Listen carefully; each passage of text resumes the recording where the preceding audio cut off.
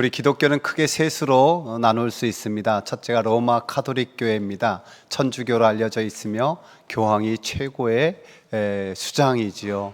7성례, 7가지 성례를 중요시 여깁니다. 두 번째 동방정교회가 있습니다.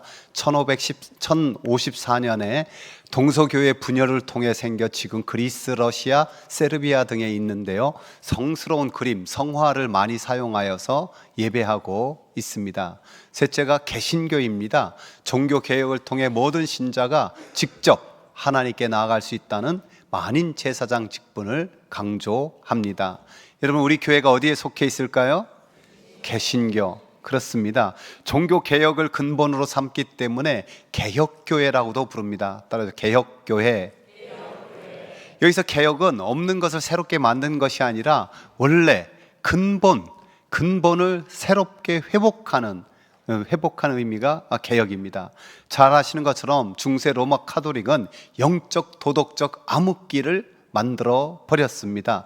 때가 되자 하나님께서 종교 개혁자들을 통하여서 이 개혁의 기치를 들게 하여 주셨고 회복의 역사를 만들어 내셨습니다.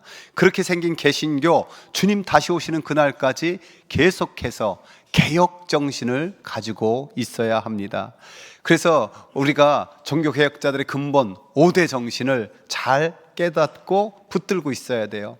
이 5대 정신을 5대 강령이라고도 불러요. 강령. 우리 지난주에 말씀드린 대로 강령이란 매달려 있다라는 뜻이라고 했잖아요. 이 5대 정신을 붙잡고 거기에 매달려 있어야 된다는 거예요. 이 5대 정신이 무엇입니까? 함께 읽어봅시다. 오직 성경, 오직 예수, 오직 은혜, 오직 믿음, 오직 하나님께 영광. 아멘. 읽기만 해도 가슴이 좀 쿵당쿵당하고 은혜가 되지 않습니까?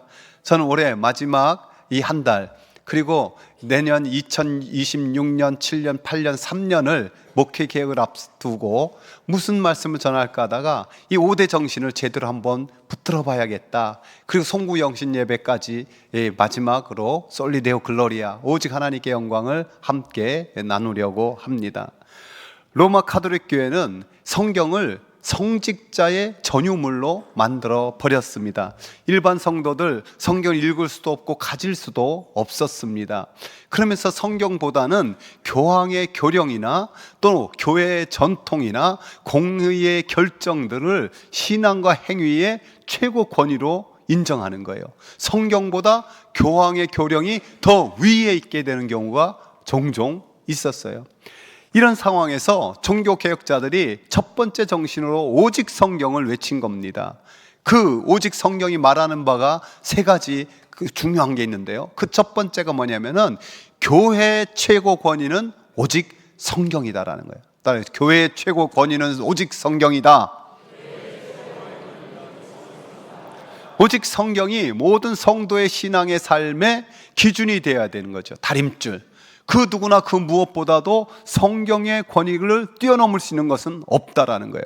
모든 그리스도인, 심지어 교황도 성경에 순종하고 복종해야 된다.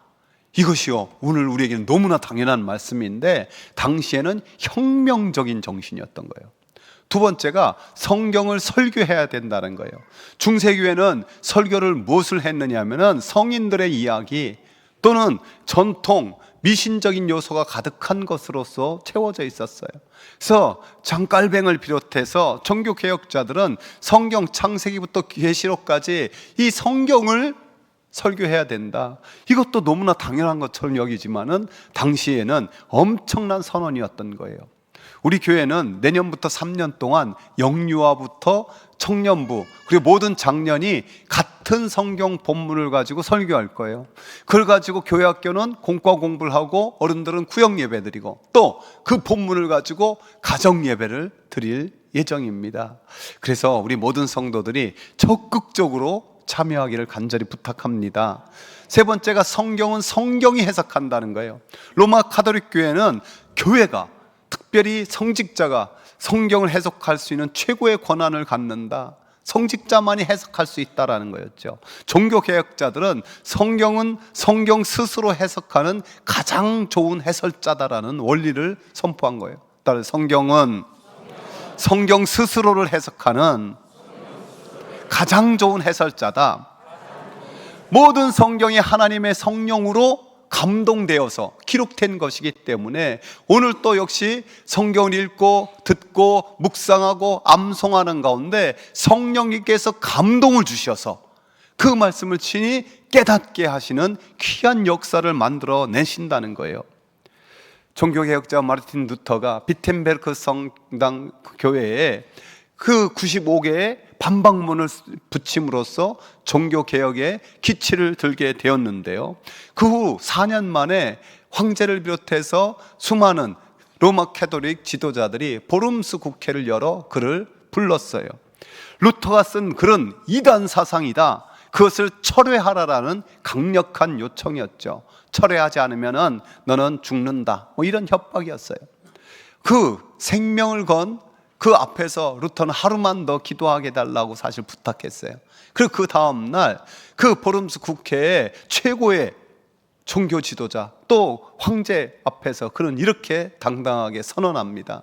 나는 교황이나 공의회만을 신뢰할 수 없습니다. 왜냐하면 그들이 종종 잘못을 저질러 왔고 스스로 모순을 일으켜온 사실이 분명하게 드러났기 때문입니다. 따라서 성경의 증언이나 확실한 이성이 나를 설득하지 않는 한 나는 내가 인용한 성경 말씀에 충실할 수밖에 없고 나의 양심은 하나님의 말씀을 따를 수밖에 없습니다. 양심을 거스르는 것은 안전하지도 않고 옳지도 않기 때문에 나는 아무것도 철회할 수 없고 철회하지도 않을 것입니다. 달리 어찌할 길이 없습니다. 내가 여기 섰나이다. 내가 여기 섰나이다. 하나님 나를 도우소서. 한마디로 마르틴 루터는 순교해도 좋으니 나는 오직 성경을 외치다 죽겠습니다, 이런 표현인 거예요. 사랑하는 성도 여러분, 저와 여러분이 종교개혁자들의 이런 고귀한 정신을 이어받아 오직 성경을 신앙의 최고의 권위로 온전히 삼기를 주의 이름으로 축복합니다. 종교개혁 당시 이 라틴어 불가타 역에 이 성경만 존재하므로 일반 성도들은 읽을 수도 없고 이해할 수도 없고 가질 수도 없었어요. 성직자들의 전유물, 그 해석도 오직 성직자. 그 종교개혁은 뭐냐? 성직자에 있었던 손에 들렸던 성경을 모든 성도들에게 돌려주는 사건이 바로 종교개혁이었어요. 이런 개혁이 여러분 쉽게 이루어진 것이 아닙니다. 수많은 순교의 피를 흘린 대가로 이루어진 거예요. 세 분만 한번 살펴볼게요. 첫 번째, 존 위클리프의 영어 성경이 있었습니다. 14세기 후반에 존 위클리프와 그를 따르는 사람들이 이 라틴어 성경을 영어로 번역한 거예요. 근데 이로 인하여 위클리프는 이단으로 정죄되었고 성경을 금지하고 소유하는 것조차 죄가 됐어요. 즉 북한 성도들이 성경 가지고 있으면 이게 죄가 되잖아요. 마치 그런 거예요. 이 위클리프는 죽었는데 사후에 그의 시신을 파내어서 화형시키는 그런 벌을 내렸어요. 두 번째, 얀 후스의 체코 성경입니다. 이 위클리프의 영향을 받은 얀 후스도 자기의 고국어 체코어로 성경을 번역한 거예요. 그런데 그것이 또 역시 이단으로 정죄되고 그는 살아서 화형당해 순교합니다. 마르틴 루터의 독일어 성경이죠. 감사하게도 이 마르틴 루터가 독일어 성경을 번역하기 전에 역사적인 사건이 일어났어요. 그게 뭐냐면 구텐베르크 철자, 금속 활자가 발명된 거예요. 그래서 이 마르틴 루터가 성경을 번역하자 그 성경이 활자로 순식간에 찍혀서 많이 보급되게 되었죠. 그 전에도 몇몇 분이 독일어로 번역하려고 했지만 그것이 미흡했고 마르틴 루터가 비로소 온전한 독일어 성경을 만들게 되었는데 이로 인하여 마르틴 루터도 엄청난 박해를 받게 되었어요. 여러분, 우리나라에 성경이 들어오기까지도 결코 쉽지 않은 길이었어요. 여기에서도 많은 순교자의 피가 있었음을 꼭 기억해야만 한답니다. 그래서 우리 손에 하나님 말씀, 이 성경이 들려져 있는 거예요. 근데 우리는 지금 너무 쉽게 성경을 가질 수 있어요. 몇만 원이면 살 수 있고 집안에도 몇 개씩 아마 있을 거예요. 또 요즘에는 핸드폰에 무료로 앱을 다운받으면 성경 찬송이 무료로 핸드폰에 있어서 굳이 가지고 다니지 않는 경우도 너무너무 많이 있어요. 이렇게 너무 쉽게 가지다 보니까 너무 소홀히 여기는 경향도 많이 있는 거예요. 제가 최근에 교육전도사님 한 분을 면접 보게 됐어요. 그분은 신학교에서 기독교 교육 4년을 공부했고 신대원 1학년을 공부했더라고요. 여러 가지 묻는 가운데 요즘 이 설교를 준비하니까 제가 한번 여쭤봤어요. 전도사님, 그렇게 5년 동안 신학 수업하면서 성경 몇 번 읽었습니까? 한 번도 안 읽었다는 거예요. 충격이었어요. 그래서 제가 그분에게 간곡하게 부탁했습니다. 당부했어요. 성경에 대해서만 공부하고 연구하지 말고 성경을 직접 붙들도록 하십시오. 성경을 직접 읽도록 하십시오. 그 남은 신학 동안 정말 성경이 내 말씀으로 적용되어지는 귀한 역사를 경험하길 바란다고 하면서 돌려보냈습니다. 여러분, 신학생이나 목회자만 성경 말씀을 붙잡으면 됩니까? 아니잖아요. 우리 모두가 성경을 가까이 할 수 있길 바랍니다. 우리가 성경을 가까이 하는 것이 하나님을 가까이 하는 거예요. 성경 말씀을 깨달아 아는 것이 하나님을 깨달아 아는 것이 되는 거예요. 성경 말씀을 멀리 하면은 하나님을 멀리 하는 것과 같은 것임을 알아야 돼요. 오늘 본문의 배경이 된 디모데는요, 굉장히 좀 곤란한 처지, 우유부단하고 무기력하고 낙심한 상태. 왜냐면은 많은 성도들이 박해 때문에 신앙을 저버리고 떠난 그런 상황인 거예요. 그에 대해서 사도 바울이 이렇게 먼저 말합니다. 무릇 그리스도 예수 안에서 경건하게 살고자 하는 자는 박해를 받으리라. 경건하게 살고자 하는 자 박해를 받는다. 초대 유대교인, 초대 성도들이 두 가지 때문에 박해를 받았어요. 첫 번째는 뭐냐면 예수님이 구세주다라는 거예요. 따로 예수님이 구세주이십니다. 근데 그것 때문에 유대인들한테 야, 모세가 더 훌륭하고 율법을 지켜야지 무슨 소리 하는 거야? 박해를 받은 거예요. 두 번째, 예수님은 우리의 왕이십니다. 그 사실 때문에 로마한테 야, 시저가 왕이지 무슨 예수가 왕이야. 그래서 또 박해를 받은 거예요. 그리스도인이 복음으로 박해를 받았지만 거기서 끝나진 않았어요. 무엇보다도 가장 많이 박해를 받은 사람이 누굽니까? 사도 바울이잖아요. 복음 전하면서 얼마나 많은 고난이 있었습니까? 그럼에도 불구하고 오늘 그는 이렇게 고백하고 있어요. 이 모든 것 가운데 주께서 나를 건지셨습니다. 그 박해가 하나님의 살아계심을 증명했고 하나님이 나를 건져주시는 놀라운 은혜를 체험했습니다. 이 온갖 박해 상황에서 그래서 그는 담대하게 디모데에게 명령할 수 있어요. 같이 읽어봅시다.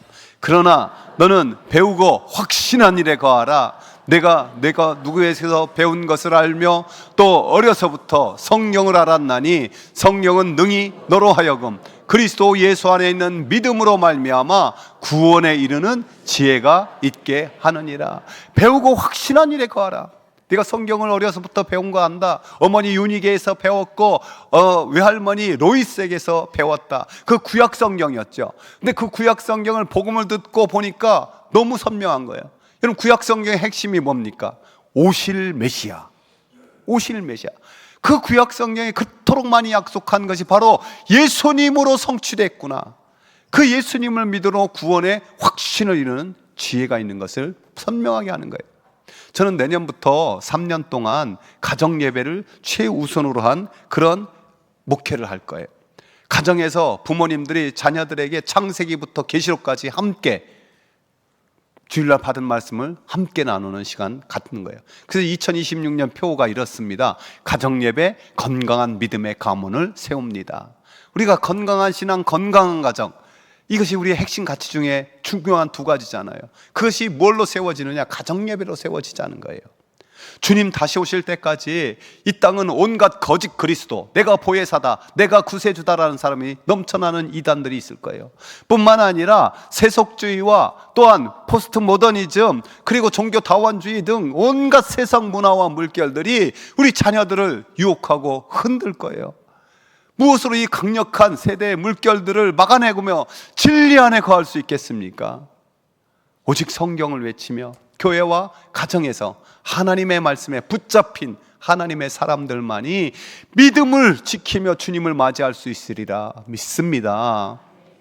사랑하는 성도 여러분, 저희 여러분이 올해 좀 잘 결심합시다. 가정 예배 잘 세워서 믿음의 가문 이루어갈 수 있기를 축복합니다. 사도 바울이 이 성경에 대해서 이렇게 그 역사, 능력에 대해서 이렇게 말씀하셨죠. 또 읽어봅시다.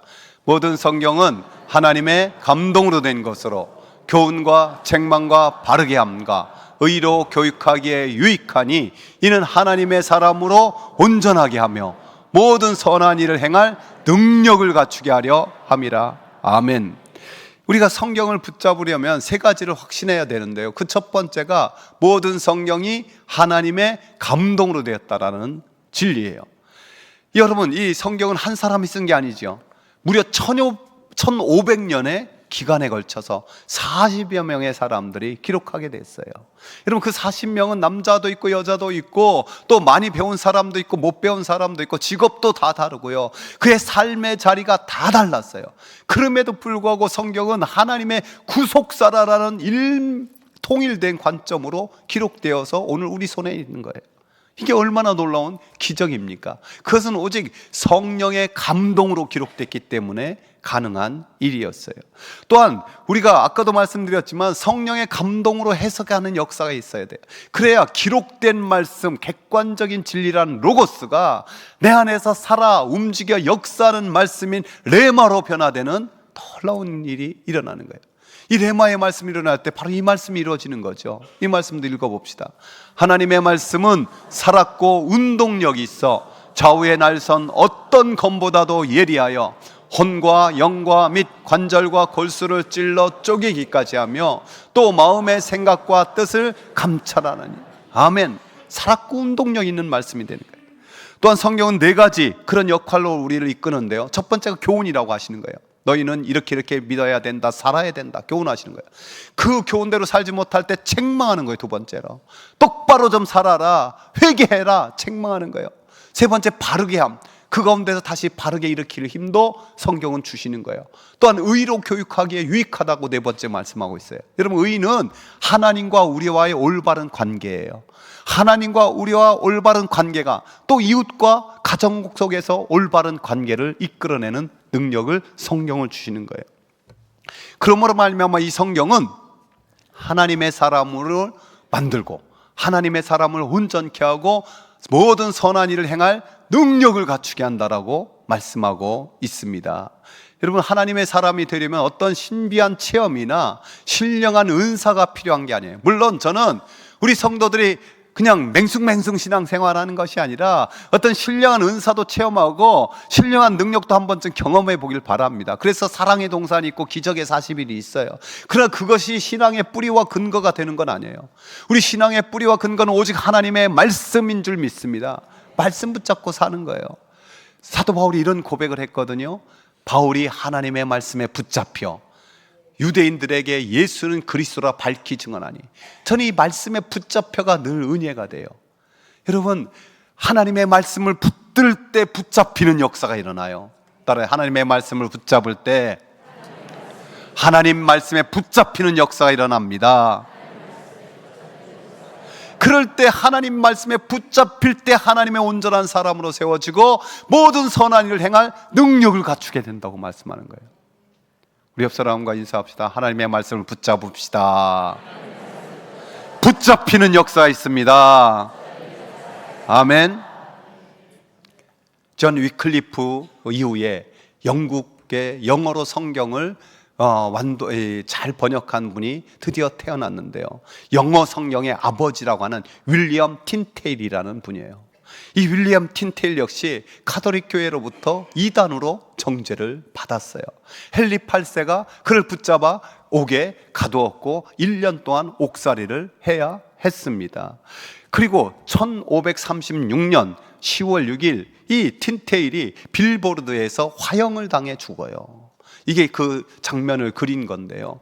근데 이 틴테일이 화형을 당해 죽기 전에 한마디 기도를, 간절하게 기도를 드려요. 그것이 여러분, 틴테일 옆에 무슨 글씨가 있잖아요. 이렇게 펄럭이는 띠처럼. 저게 그 기도문이에요. 기도문. 그 기도문의 내용이 뭐냐? 바로 이거예요. 주여 영국 왕의 눈을 열어 주소서. 주여 영국 왕의 눈을 열어 주소서. 여러분, 이 기도가 놀랍게도 이 헨리 8세를 변화시키는 역사를 이뤘어요. 헨리 8세가 성경 번역을 이단이라 하고 저를 화형시켜 죽였는데요. 그 후에 얼마 있지 않아서 이 헨리 8세가 교황과 등지게 된 거예요. 그래서 교황과 가톨릭 교회와 결별하고 영국 교회 수장이 되었고 이 틴테일이 번역한 매튜 성경을 영국의 공식 성경으로 인정해서 모든 사람에게 그 영어 성경을 가지게 만들었어요. 저는 이 역사적 기록을 보면서 제가 어려서부터 성경을 읽을 때마다 이 말씀 붙들고 먼저 기도하거든요. 이 시편 119편 18절 말씀인데요, 함께 읽어봅시다. 내 눈을 열어서 주의 율법에서 놀라운 것을 보게 하소서. 아멘. 성경을 대할 때마다 주여 내 눈을 열어주소서. 주의 말씀에 놀라운, 옛날 성경은 기이한 것을 뭐 이렇게 쓰여 있어요.